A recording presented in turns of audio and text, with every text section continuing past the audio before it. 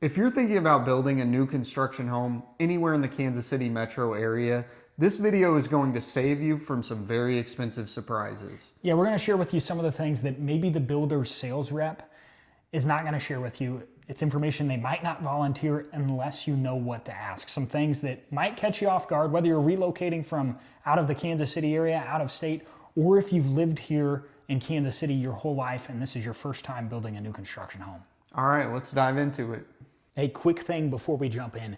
If you're relocating to Kansas City or you're just starting to explore the market, we get questions all the time about specific neighborhoods, specific areas, school districts, property taxes. As you're researching the Kansas City market, looking at different suburbs, if you have specific questions that you want answers to from a local's perspective, somebody with boots on the ground, we have our contact info on screen as well as in the description below. You can call us, text us, shoot us an email. We'll be happy to answer any questions you have. All right, so this is one that gets people every single time. They walk into the beautiful model home, they see the beautiful countertops, the fancy lighting, the upgraded floors, and you're like, I love this home, I want it. And you sit down with the builder's sales rep and realize that none of that was included for the base price, and it ends up costing $20,000 or $30,000 more to get the upgrades that you want. So before you fall in love with the model home, you want to ask what the standard features are included in the base price and what the upgrades are, so you have clarity on that and what they will cost to actually buy the home you want. So the second thing that can surprise people when looking at new construction is that lot premiums and lot prices are a real thing, and they don't take into account lot prices. Not every lot in a new construction community is valued the same. A cul-de-sac lot, a lot that backs to green space, which is something that we hear a lot, is folks want a lot that backs to green space where you're not looking into the back of another house. Those lots, a corner lot, all those kinds of things are gonna have a premium, and they're gonna cost more, and they're gonna be in addition to the base price of the home. So when you're in a new community and you're looking at new construction homes, you need to ask the builder's sales rep, what's the lot price on this? Or if you're interested in a specific lot, whether that be a cul-de-sac or one that backs to green space, you need to ask, hey, what's the lot price or the lot premium on this? That way you can factor that into your budget when you're looking at not only the base price of the home, but also what's the lot gonna cost. The third one is that property taxes get reassessed, and they can jump significantly.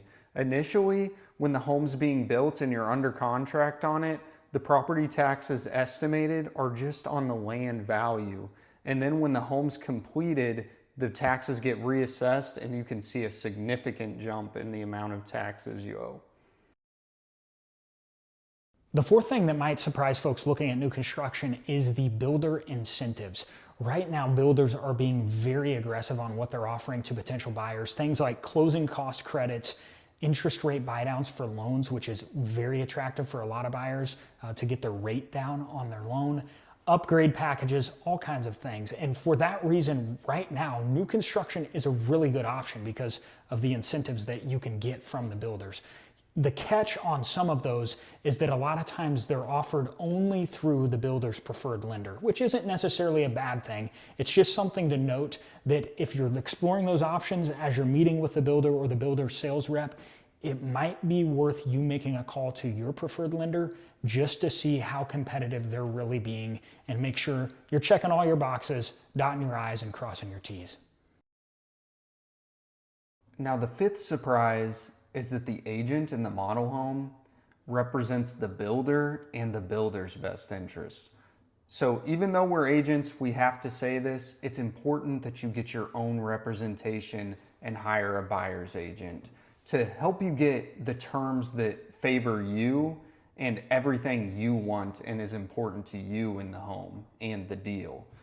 Now, most builders are very agent friendly. They're usually willing to pay compensation so you don't have to come out of pocket to have your own buyer's agent and representation in the deal.